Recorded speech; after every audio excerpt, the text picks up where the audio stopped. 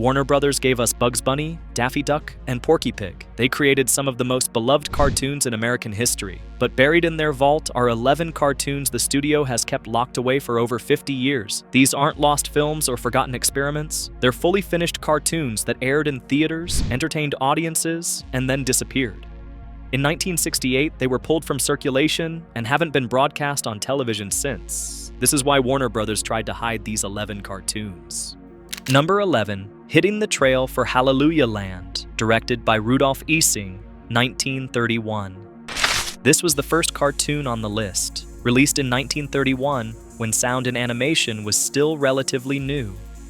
The short featured Piggy, an early Warner Brothers character who appeared before Porky Pig became the studio's star.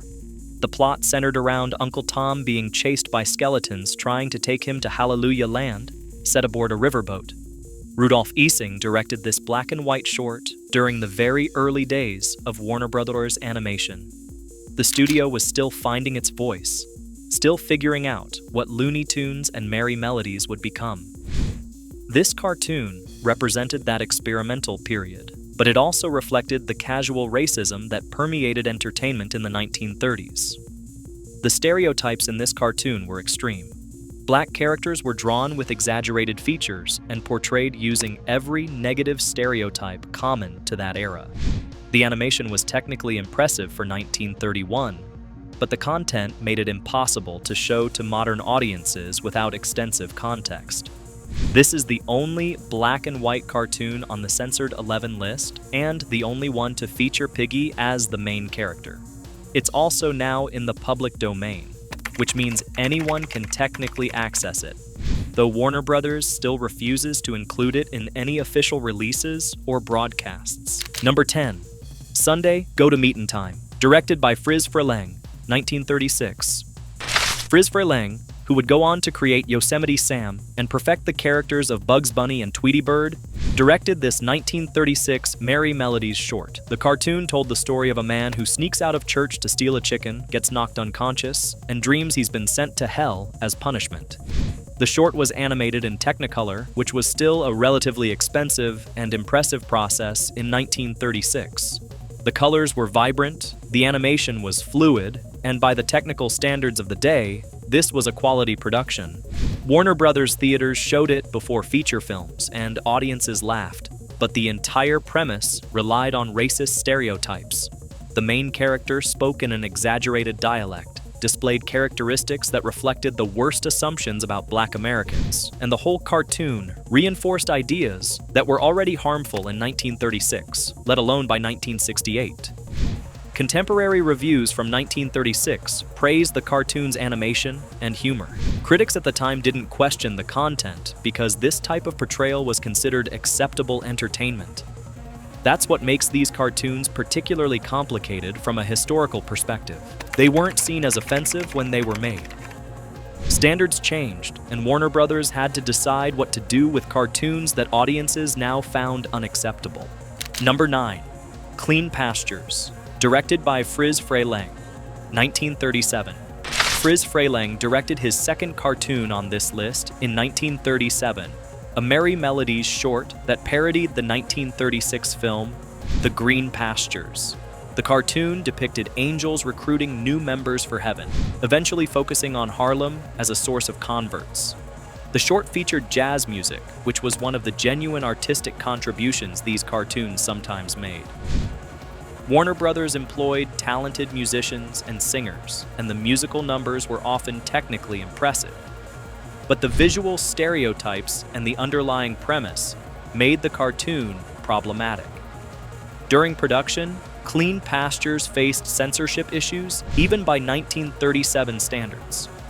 Censors objected to certain elements, including the use of words they considered irreverent and the depiction of Black characters with halos. The studio had to make changes before the cartoon could be released, which showed that even in the 1930s, there were limits to what was considered acceptable. The irony is that The Green Pastures, the film this cartoon parodied, was itself controversial for its portrayal of Black characters, though it was also considered groundbreaking for featuring an all-Black cast in a major Hollywood production. The cartoon took that source material and exaggerated it further, creating something that became impossible to broadcast once society began reconsidering these representations. Number 8. Uncle Tom's Bungalow, directed by Tex Avery, 1937. Tex Avery, one of the most influential animators in history, directed this 1937 parody of Uncle Tom's Cabin. Avery would go on to revolutionize cartoon comedy with his work at MGM, but this early Warner Brothers short represented a moment in his career the studio would rather forget. The cartoon featured characters from Harriet Beecher Stowe's novel, but transformed them into caricatures. The animation showcased Avery's emerging talent for timing and visual gags, but the content overshadowed any technical achievements. Uncle Tom's Cabin itself was a complicated cultural artifact, an anti-slavery novel that nonetheless portrayed black characters through a problematic lens.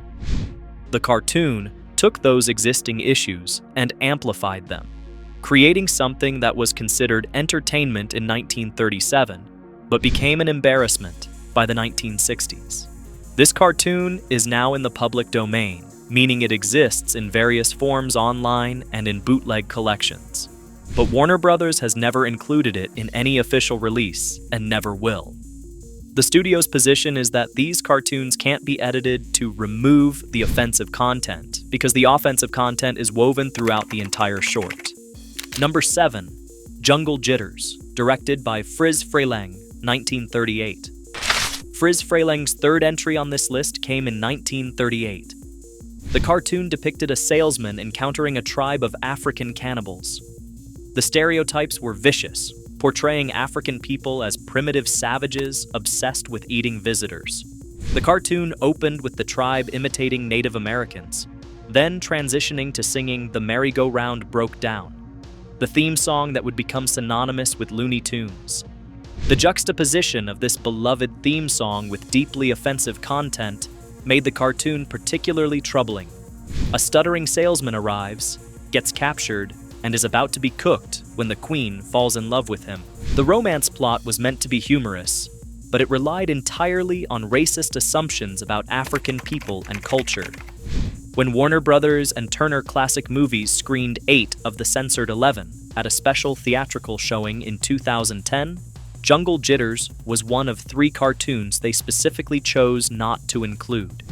Even within this group of banned cartoons, this one was considered too offensive to show, even to an audience that came specifically to see these controversial shorts with historical context provided. Number 6. The Isle of Pingo Pongo, directed by Tex Avery, 1938. Tex Avery's second cartoon on the list was a 1938 Merry Melodies short that parodied travelogue documentaries. The cartoon presented itself as an educational tour of a tropical island, showing the flora, fauna, and native inhabitants. The travelogue format was popular in theaters at the time. Before television, audiences got their glimpse of exotic locations through these documentary shorts shown before feature films. Avery's parody mocked the format while simultaneously mocking the people these documentaries typically featured. The animation showcased Avery's developing style. His timing was sharper than most other directors working in animation at the time, and his visual gags were creative. But the entire cartoon treated Pacific Islanders as objects of mockery, reinforcing stereotypes about indigenous peoples. The Isle of Pingo Pongo demonstrated how entertainment of this era often combined genuine artistry with casual prejudice. The animators were talented, the directors were creative, but they worked within a system that saw nothing wrong with building entire cartoons around racist stereotypes. Number 5. All This and Rabbit Stew, directed by Tex Avery, 1941. This 1941 Merry Melodies short is the only Bugs Bunny cartoon on the censored 11 list, and the third cartoon directed by Tex Avery to make the list. In it, Bugs is hunted by a character who embodied every racist stereotype of the era. Tex Avery was in the process of defining what Bugs Bunny would become. This was still early in the character's development, before Bugs had fully evolved into the wisecracking, Brooklyn-accented rabbit audiences remember. The basic template was there, but the character was still being refined. The hunter in this cartoon moved slowly, spoke in an exaggerated dialect, and was portrayed as intellectually inferior to Bugs. The entire joke structure relied on contrasting Bugs' cleverness with the hunter's perceived stupidity, with that perceived stupidity linked directly to racist stereotypes. This cartoon being pulled from circulation meant that a Bugs Bunny cartoon from one of the most valuable character franchises in entertainment history couldn't be shown. Warner Brothers had to weigh the value of making one more Bugs Bunny cartoon available against the damage that cartoon would do to the character's reputation and the company's image. When Turner Classic Movies held their screening in 2010, this was another of the 3 cartoons they chose not to show, even within the context of a historical presentation about offensive content in classic animation. Number 4, Coal Black and the Sebben Dwarfs, directed by Bob Clampett, 1943. Bob Clampett's 1943 Merry Melodies short was a jazz-infused parody of Disney's Snow White and the Seven Dwarfs. The cartoon featured an entirely black cast of characters and was set to a jazz soundtrack performed by talented black musicians. This cartoon presents the most complicated case on the censored 11 list. The animation was exceptional. The jazz music was authentic and performed by genuinely talented artists. Bob Clampett later claimed he worked closely with black musicians and that everyone involved was proud of the result. Some jazz historians and animation scholars have argued that Coal Black deserves reconsideration. They point to the authentic jazz music, the fluid animation, and Clampett's stated intentions as evidence that the cartoon had artistic merit beyond its offensive imagery. But intentions don't change the visual content. The characters were drawn as extreme caricatures with exaggerated features that reflected racist stereotypes. While the music was authentic, the visual representation was not something that could be separated from its offensive nature through any amount of historical context. This cartoon remains one of the most debated entries on the list. Some people argue it should be available with proper warnings and context. Others maintain that no amount of artistic merit justifies the imagery. Warner Brothers has sided with the latter position and kept it locked away. Number 3, Tin Pan Alley Cats, directed by Bob Clampett, 1943. Bob Clampett's second entry on the list came the same year as Coal Black. This Merry Melodies short featured a cat who leaves a mission for a jazz club, with the storyline inspired by Fats Waller's music and personality. The title itself referenced Tin Pan Alley, the famous New York music publishing district that had become synonymous with American popular music. The cartoon showcased Clampett's love of jazz and his genuine appreciation for black musical culture. He was one of the few animation directors at the time who actively sought to incorporate authentic jazz into his work. The problem was that appreciation was filtered through the racist visual language that dominated American animation in the 1940s. The result was a cartoon that celebrated black music while simultaneously caricaturing black people. The animation in Tin Pan Alley Cats was technically ambitious. Clampett experimented with surreal imagery and abstract sequences that were unusual for Warner Brothers at the time. When the cat enters the nightclub, the cartoon shifts into a psychedelic sequence with warping perspectives and wild visual metaphors. This creative ambition made the cartoon memorable from an animation standpoint, but it couldn't overcome the fundamental problem with how the characters were depicted. This tension between genuine artistic appreciation and offensive representation runs through several of these cartoons. The animators and directors weren't necessarily malicious. They often admired the music and culture they were depicting. Many of them had black friends and collaborators in the music industry, but they couldn't separate that appreciation from the racist visual stereotypes they'd learned and absorbed from the culture around them. They saw no contradiction between respecting someone's musical talent and depicting them as a caricature. Tin Pan Alley Cats represented Warner Brothers animation at its technical peak. The studio had refined its processes. The animators were experienced and talented, and the production values were high. The voice acting, the music, the timing of the gags, all of it demonstrated professional competence. But high production values and technical skill couldn't redeem content that reduced people to stereotypes. If anything, the quality of the craftsmanship made the offensive content more problematic. because it showed that real talent and resources had been devoted to creating something harmful. The cartoon also demonstrated how wartime animation had evolved. By 1943, American studios had shifted much of their output toward supporting the war effort, but they still produced entertainment cartoons like this one. The jazz club setting, the focus on music and nightlife, these elements represented an escape from wartime concerns, a return to the rhythms and pleasures of peacetime entertainment. But that entertainment came wrapped in imagery that would soon become indefensible. Number 2, Angel Puss, directed by Chuck Jones, 1944. Chuck Jones, who would become the most celebrated director in Warner Brothers animation history, directed this 1944 Looney Tunes short. It's the only Looney Tunes cartoon on the censored 11 list and the only one directed by Jones to be banned. For a director who would go on to create masterpieces like What's Opera, Doc, and Duck Amok, having a cartoon on this list represents an unfortunate footnote in an otherwise brilliant career. The plot involved a boy hired to get rid of a cat, but the cat escapes and pretends to be a ghost to torment his would-be killer. The premise had potential for typical Warner Brothers slapstick comedy. The idea of a clever animal turning the tables on a human antagonist was a formula Warner Brothers had used successfully many times, but the execution relied entirely on racist stereotypes of the main character, rendering any clever premise irrelevant. Angel Puss was distinct from the other banned cartoons, in that it didn't feature jazz celebrities or any of Warner Brothers' major cartoon stars like Bugs Bunny or Porky Pig. It was a standalone short, with original characters that would have been completely forgotten if not for its inclusion on the censored 11 list.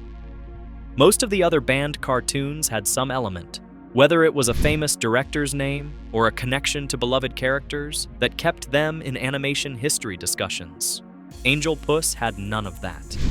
It was simply a routine production that happened to be so offensive it couldn't be shown. When the cartoon was shown in Los Angeles theaters in 1944, it provoked protests from black audiences. This was unusual for the time. Most offensive cartoons screened without organized pushback, but Angel Puss apparently crossed a line even by 1944 standards. The California Eagle newspaper, one of the most prominent black newspapers in Los Angeles, reported on the controversy, noting that the cartoon was particularly offensive and that audiences had walked out during its screening. The newspaper coverage mentioned that the cartoon was shown between a main feature and a March of Time newsreel titled Americans for All, which was specifically about combating racism and promoting unity during the war. The irony of showing an offensive cartoon sandwiched between a film advocating for racial tolerance wasn't lost on audiences or on the newspaper covering the story. It highlighted the contradiction at the heart of American culture during World War II. The nation was fighting fascism abroad while maintaining segregation and systemic racism at home. This contemporary criticism from 1944 demonstrated that these cartoons weren't universally accepted even when they were made. The difference was that studios ignored those complaints in the 1940s and only responded to them decades later when social attitudes had shifted more broadly. Black audiences and black critics were pointing out these problems in real time, but they had no power to change what studios produced or distributed. It took another 2 decades and the transformations of the civil rights movement before studios began listening to critiques that had been made all along. Chuck Jones himself rarely discussed Angel Puss in interviews or in his autobiography. Unlike some of the other directors who defended their work or tried to explain the context, Jones seemed content to let this particular cartoon fade into obscurity. It represented a moment in his career before he'd fully developed his distinctive style and before he'd gained enough influence to choose his projects carefully. Number 1, Goldilocks and the Jiven Bears, directed by Friz Freleng, 1944. The final cartoon on the censored 11 list was Friz Freleng's 4th contribution, a 1944 Merry Melodies short that combined the Goldilocks fairy tale with the Little Red Riding Hood story, all set in a jazz framework. Released in September 1944, just months before the end of World War II, this was the most recent of the banned cartoons. This was also the only cartoon on the list not produced by Leon Schlesinger, who had founded the Warner Brothers animation department. Eddie Selzer had taken over as producer earlier that year, though he received no credit at the time because of the transition period. The three bears were portrayed as jazz musicians living in a house filled with instruments and performing hot jazz numbers. The big bad wolf spoke in jazz slang and moved with rhythmic energy. Contemporary reviews praised the cartoon enthusiastically. Motion Picture Exhibitor called it tops and excellent, noting the colored dialect, swell music accompaniment, and overall entertainment value. Those contemporary reviews reveal how normalized this type of content was in 1944. Professional critics saw nothing wrong with elements that would later be recognized as offensive. The dialect they called charming was actually mockery, but in 1944, this was just considered good cartoon making. The music in the cartoon was genuinely good, showcasing real musical ability, but authentic music didn't compensate for inauthentic, harmful characterizations. The characters spoke in exaggerated dialects, displayed stereotypical behaviors, and existed primarily as caricatures rather than actual characters. This was the last of these cartoons to be produced, coming at the end of an era when this type of content was considered acceptable mainstream entertainment. Within a decade, television would become the dominant medium, and studios would have to reconsider what could be broadcast into American homes. By the time these cartoons reached television in the late 1950s and early 1960s, they were already starting to look problematic. The civil rights movement was gaining momentum, and entertainment that casually mocked Black Americans was becoming harder to justify. In 1968, United Artists owned the distribution rights to Warner Brothers' pre-1948 cartoon library through Associated Artists Productions. When preparing these cartoons for television syndication, someone at United Artists made the decision to pull these 11 cartoons from the package. The 1960s had brought enormous changes to American society. The civil rights movement had forced the country to confront its history of racism and its present-day prejudices. Entertainment that had been considered harmless or even funny in previous decades now looked shameful. United Artists decided these 11 cartoons couldn't be edited to remove the offensive content. Unlike other cartoons where racist elements appeared briefly and could be cut out, these shorts were built entirely around stereotypes. Removing the offensive material would leave nothing worth broadcasting. The ban was supposed to be temporary, but it became permanent. When Ted Turner acquired the library in 1986, he pledged to maintain the ban. When Time Warner bought Turner Broadcasting in 1996, bringing the cartoons back under Warner Brothers ownership, the ban continued. Over the years, Warner Brothers has occasionally acknowledged these cartoons exist. In 2010, they allowed 8 of them to be screened at a film festival with proper historical context. There was talk of an official DVD release, but it never materialized. The studio decided that no amount of context could justify making these cartoons readily available. These 11 cartoons represent an uncomfortable chapter in Warner Brothers history and in American entertainment more broadly. They were created by talented artists working for a prestigious studio, yet they reinforced harmful stereotypes that damaged real people. The decision to ban them wasn't about erasing history, but about refusing to continue circulating content that treated racism as entertainment.